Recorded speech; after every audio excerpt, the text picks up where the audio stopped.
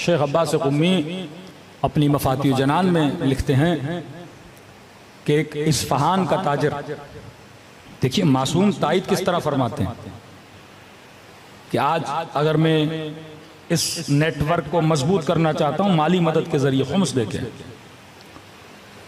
तो मुझे शक है कि पता नहीं ये इमाम ज़माना तक पहुंचता है कि नहीं पहुंचता। कि अल्लाह कहता है ना, तुम जो बकरे ज़बा करते हो उसका गोश्त मुझ तक नहीं पहुंचता, लेकिन तुम्हारी नीयत मुझ तक पहुंच जाती है। तो ये इस्फहान का ताजिर कहता है कि मैं अपना खुम्स लेके नजफ गया, तो नजफ में कुछ मराजे थे, मैंने उनको दिया। एक को मैंने मसलन 1 लाख रुपया लेगा, एक को मैंने 30,000 दिया। बसरा गया, वहां पे एक और मरजा था, मैंने उसे 30,000 और दे दिए। काजमैन गया, वहां पे एक और मरजा थे, मैंने 40,000 उनको दे दिए। काजमैन गया, मैंने ज़ियारत की इमाम मूसा काजिम की। फिर सामिरा गया, मैंने ज़ियारत की इमामैन हुमामैन की। कहता अब जब वापसी पे पलट रहा था, शब जुमा थी, तो वापसी के रास्ते पे मेरी मुलाकात एक सैयद बुजुर्गवार से हुई। बड़ा नूरानी चेहरा, सैयद वाला लिबास। तो उन्होंने मेरा नाम लेके कहा कि फलानी कहाँ जा रहे हो? तो मैंने कहा मैंने ज़ियारत कर ली, अब लंबा सफ़र है, मैंने वापस ईरान जाना है।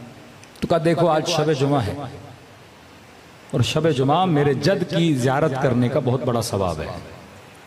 अब ये क्या समझ रहा है, कोई सैयद है तो ये सवाब मत गवाओ, ज़ियारत करो फिर जाओ। तो मैंने कहा ठीक है सैयद बुजुर्ग, अगर आप कहते हैं मैं आपके साथ, आप भी जा रहे हैं, हमें भी जा रहा हूं, हरम शब जुमा है, मेरे जद की ज़ियारत करो। कहते हैं हम के साथ चलने लगे। कहते हैं रास्ते में एक जमीन का प्लॉट था, वो किसी सैयद का था। वक्त के हाकिम ने उस प्लॉट पे रोड बनाया, कब्जा करके किसी सैयद के घर पे रोड बना दिया। हमारे मराजे का फतवा था कि क्योंकि ये मकान गस्बी है तो शिया इस जमीन से न गुजरे, क्योंकि गस्ब हो चुका है। तो जैसे वो प्लॉट आया तो मैंने उस प्लॉट से दूरी इख्तियार की। तो इन्होंने कहा कि दूर क्यों जा रहे हो? मैंने कहा मराजे का फतवा है यहां से नहीं गुजरना। का फतवा सही है, लेकिन क्योंकि ये हमारा ही प्लॉट है लिहाजा हम तुझे इजाजत देते हैं कि यहां से गुजरो। कहते अब भी मुझे बात समझ में नहीं आई।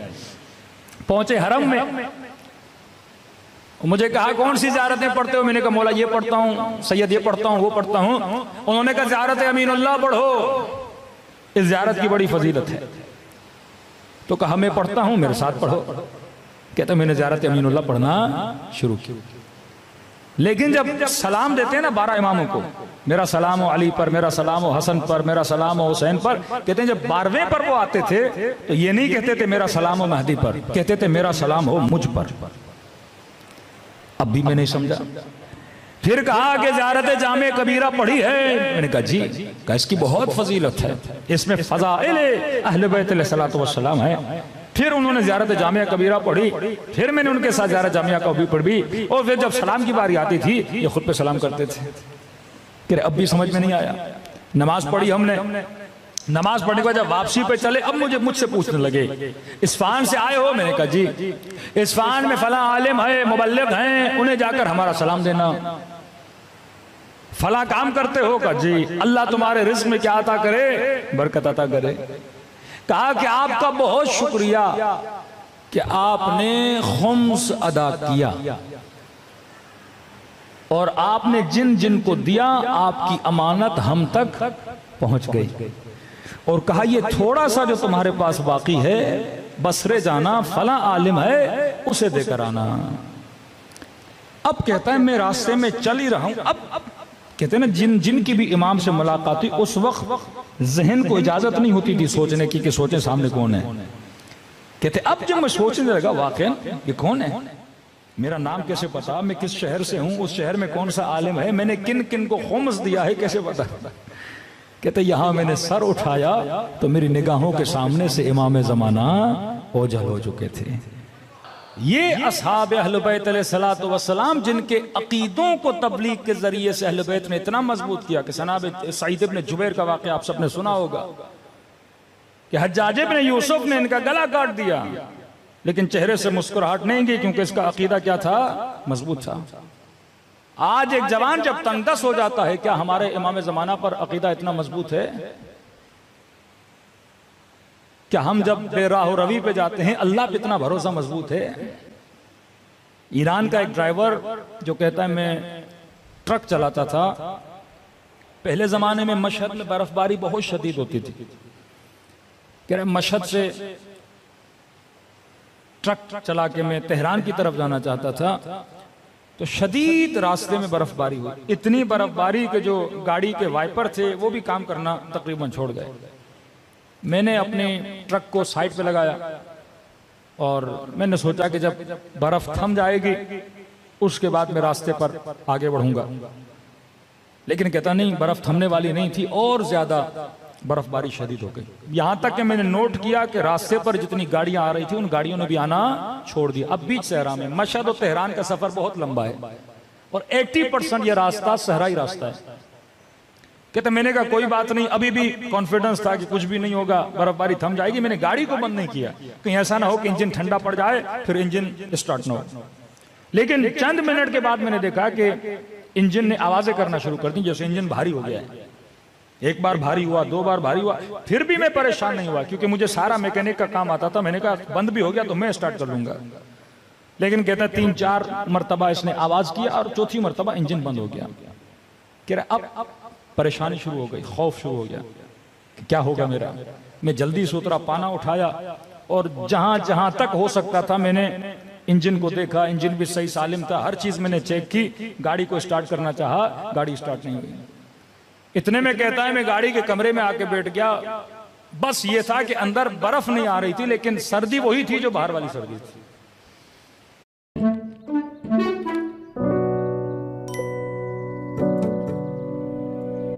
बाहर वाली सर्दी थी।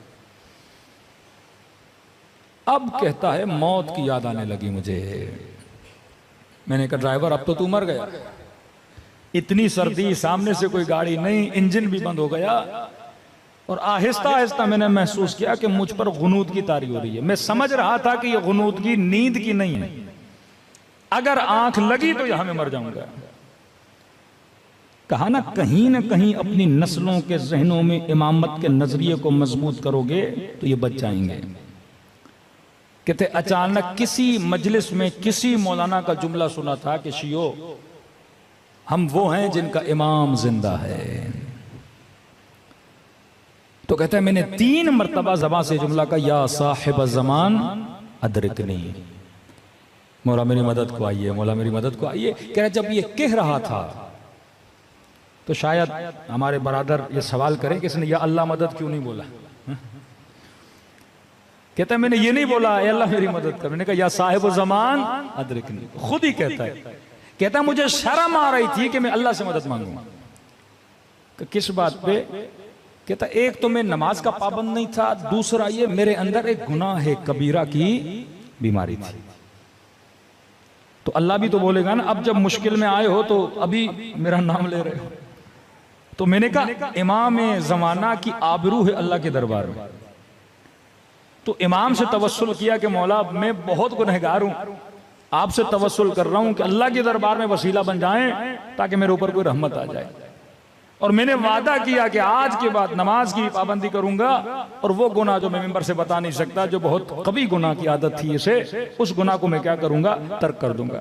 कहता ऐसे ही अपने ख्यालों में सोच रहा था क्या होगा, बच्चों का क्या होगा, मर जाऊंगा क्या होगा, छोटी बच्ची थी मेरी उसका क्या होगा। इंसान जब मौत को देखता है तो यही ख्यालात उसके जहन में आते हैं। कहता इतने मैंने देखा उस शदीद बर्फबारी में एक शख्स आ रहा है और हाथ में पाना है। कहता मैंने ये समझा कि आगे किसी की गाड़ी खराब हुई है और वो मदद मांगने के लिए आ रहा है। तो मैंने अपना शीशा नीचे किया, मैंने कहा जी आप यहाँ पे क्या कर रहे हैं। उन्होंने कहा आप क्यों खड़े? मैंने कहा मेरी गाड़ी खराब हो गई है। कहा ठीक है मैं आपकी गाड़ी को देखता हूँ। मैंने कहा मैं खुद मैकेनिक हूँ, सब कुछ देख लिया। कहा नहीं हम भी थोड़ा देख लेते हैं, जब मैं कहूँ तो स्टार्ट लगाना। कहते हैं वल्लाह मैंने नोट किया कि जब उसने इंजन के ऊपर सिर्फ उसने अपने हाथ रखे, यहां तक कि उसने कोई पाना वाना भी नहीं लगाया, नहीं, सिर्फ उसने हाथ रखे और मुझे कहा कि क्या करो, स्टार्ट करो। कहते यहां मैंने स्टार्ट किया, मेरी गाड़ी क्या हो गई, स्टार्ट हो गई।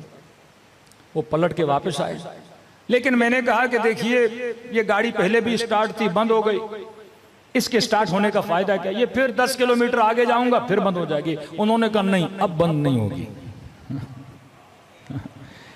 ये तुझे अपने मकसद तक पहुंचा कर रहेगी ये गाड़ी।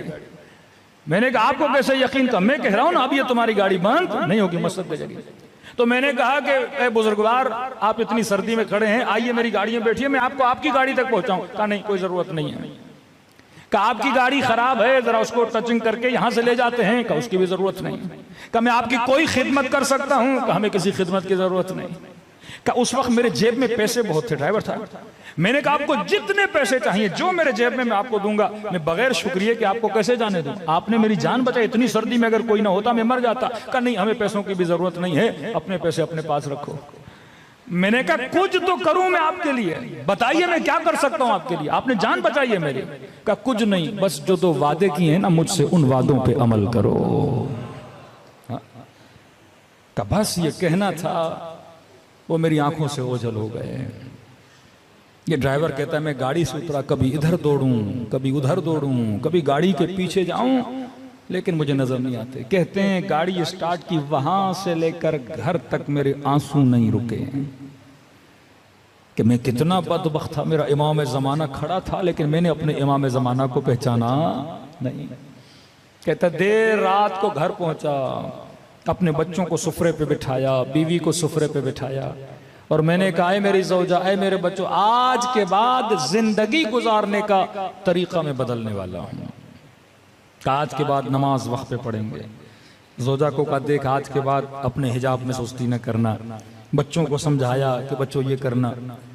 का मेरी बीवी इतनी खुश हुई, कहने लगी कि मैं तो कब से चाहती थी तू दीनदार बने, लेकिन तू दीनदार नहीं बनता था, लेकिन ये बता तेरे अंदर तब्दीली कैसे आई। इसने वाकया सुनाया कि इमाम ज़माना मुझे नजर आए थे, मौला ने मेरी जान को बचाया। कहता है जब ड्राइवरों के बीच में गया या अजान का वक्त हुआ, सारे ड्राइवर चले गए खाना खाने। मुझे कहा तू भी चल खाना खा। मैंने कहा नहीं, पहले मैं नमाज पढ़ूंगा बाद में खाना खाऊंगा। ताज्जुब करने लगे आज तू बड़ा मुत्तकी बन रहा है, आज तू बड़ा परहेजगार बन रहा है। ताने देने लगे इतने दिन तू क्या करता था, आज कैसे बन गया। का ये मेरा कमाल नहीं है, ये फर्जंद ज़हरा का कमाल है। तो कभी कभी इस तरह से जिनके अकीदे बातिन में मजबूत होते हैं, अहले बैत ज्यादा अकीदों को मजबूत कराने के लिए अपनी ज़ियारतें करवाते हैं। सलवात पढ़े मोहम्मद व आले मोहम्मद।